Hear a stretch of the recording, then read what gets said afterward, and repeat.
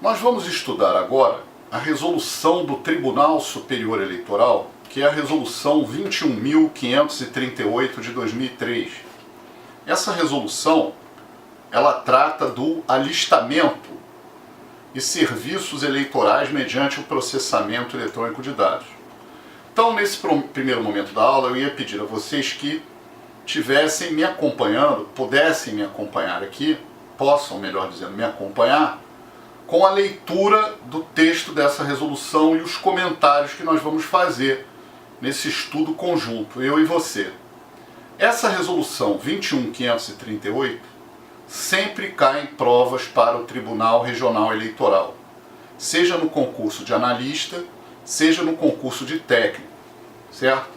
É uma resolução que trata do alistamento. Aí você está se perguntando, o que é o alistamento? O alistamento é tirar o título, né? É quando nós vamos nos inscrever como eleitores. E essa resolução, por exemplo, ela vai tratar do alistamento, da transferência do título, da revisão do eleitorado e vários aspectos. Eu, inclusive, aconselho vocês a decorar essa resolução, porque ela realmente cai ipsis literis, quer dizer, nos mínimos detalhes. Então, primeiramente, o artigo 1º, né, diz assim: o alistamento eleitoral, que é tirar o título, é feito mediante um processamento eletrônico de dados que é implementado nos termos da Lei 7444 e é efetuado em todo o território nacional. Muito bem. Os TREs adotam esse sistema de alistamento, só que esse sistema não é desenvolvido pelo TRE, pelo Tribunal Regional Eleitoral. Ele é desenvolvido em Brasília, pelo Tribunal Superior Eleitoral, que está sempre aprimorando esse sistema, certo? E, muito bem, o artigo 2º fala que o requerimento de alistamento eleitoral, que o apelido é RAE, R-A-E, que é a sigla, né?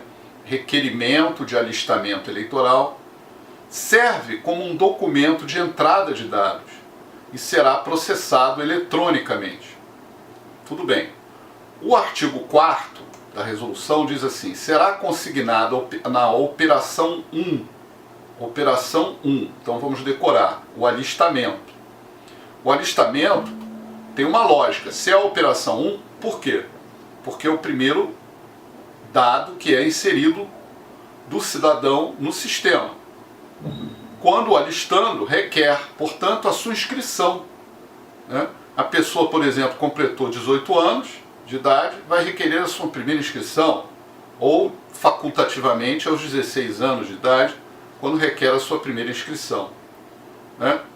E quando em seu nome não for identificada também inscrição em nenhuma zona eleitoral do país ou no exterior. Isso também é importante. Essa pessoa não está cadastrada ainda dentro do sistema. Ou é a única inscrição localizada que estiver cancelada por ordem judicial.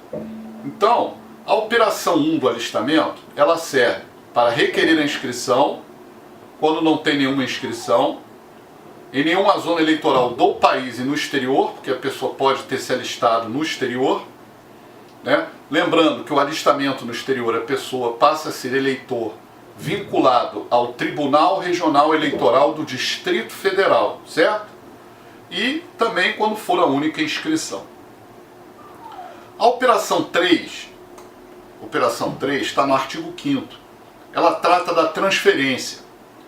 Pensa assim: você mora na Bahia, reside na Bahia e passou a morar no Rio de Janeiro, ou vice-versa. Então você fará a transferência do seu título, que pode ser de um estado para outro, como nesse exemplo, da Bahia para o Rio, do Rio para a Bahia, como pode ser também de um município para outro. Por exemplo, Rio de Janeiro, Duque de Caxias, Rio de Janeiro. Sempre que o eleitor desejar alterar seu domicílio, certo? Ele fará a transferência em seu nome, número de inscrição em qualquer município ou zona da unidade da federação do país, né? Ele permanece sempre com a sua inscrição originária e será consignado no campo próprio a sigla da unidade da federação anterior. Por exemplo, Bahia foi onde ele tirou primeiramente o título. Lá permanecerá sempre essa unidade da federação no título dele. É vedada a transferência do número de inscrição envolvido em coincidência. Também quando a inscrição estiver suspensa, né? Ou quando a inscrição estiver cancelada automaticamente pelo sistema. Por exemplo, quando a pessoa estiver numa situação de perda ou suspensão dos direitos políticos e por decisão da autoridade judiciária. Isso é muito interessante. Nós temos eleitores que praticaram determinados atos e esses atos ensejaram as hipóteses de perda ou suspensão dos direitos políticos. As hipóteses de perda ou suspensão dos direitos políticos estão previstas no artigo 15 da Constituição Federal, né? E o artigo 15 da Constituição Federal merece uma leitura agora. Vamos à leitura do artigo 15. O artigo 15, lembrando, é o artigo que trata aqui da perda e suspensão dos direitos políticos. E esse artigo diz o seguinte: é vedada a cassação de direitos políticos, cuja perda ou suspensão só se dará nos casos de: número 1, cancelamento da naturalização por sentença transitada em julgado, incapacidade civil absoluta, condenação criminal transitada em julgado enquanto durarem os seus efeitos, recusa de cumprir obrigação a todos imposta ou prestação alternativa, nos termos do artigo 5º, inciso 8º da Constituição Federal, e improbidade administrativa, nos termos do artigo 37, parágrafo 4º. Então, vocês imaginem um eleitor, por exemplo, vamos trabalhar aqui com a hipótese do inciso 3º do artigo 15. Um eleitor que praticou um crime de roubo e foi condenado pelo juiz da vara criminal. Esse eleitor foi condenado, recorreu, teve advogados de defesa, defensores públicos, etc. Mas a sentença dele transitou em julgado. Quando a sentença de um réu transita em julgado, ele se enquadra na hipótese aqui do artigo 15, inciso 3º da Constituição. Ou seja, ele está numa hipótese de suspensão dos direitos políticos. E quem está nessa hipótese, também, como diz aqui a resolução 21.538, não poderá transferir, né, o seu título. Não poderá fazer a transferência do título. Certo? Muito bem. Então esse é apenas um exemplo. Tá? No artigo 6º, nós temos a operação 5, que é a chamada operação de revisão. Revisão, quando o eleitor necessitar alterar o local de votação no mesmo município, ainda que haja mudança de zona eleitoral, retificar dados pessoais ou regularizar uma situação de inscrição cancelada. Certo?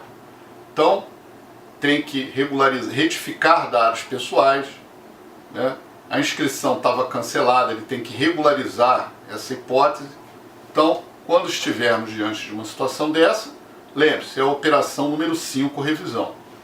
Então, nesse primeiro momento da aula, você tem que decorar essas operações. O artigo 7 fala da operação 7. A operação 7 é a segunda via. Segunda via, quando o eleitor está inscrito, a lei explica tudo, né, a resolução, e está numa situação regular, né, e deseja apenas a segunda via do título, sem nenhuma alteração. Segunda via, e o artigo 8º, para finalizar essa parte inicial da aula, diz o seguinte: nas hipóteses de revisão ou da segunda via, o título eleitoral será expedido automaticamente, e a data do domicílio do eleitor não será alterada. Então isso é importante de você decorar. Marque, por favor, com uma caneta amarela esse artigo 8º, que ele diz que somente nessas hipóteses, né, que é a hipótese de revisão ou da segunda via, o título é expedido como? Automaticamente. E a data do domicílio eleitoral não será alterada. Domicílio eleitoral é o lugar onde o eleitor mora, tá bom? Então essa data não será alterada. Então, vamos seguir em frente com outras videoaulas, explicando detalhadamente a Resolução 21.538 de 2003, certo?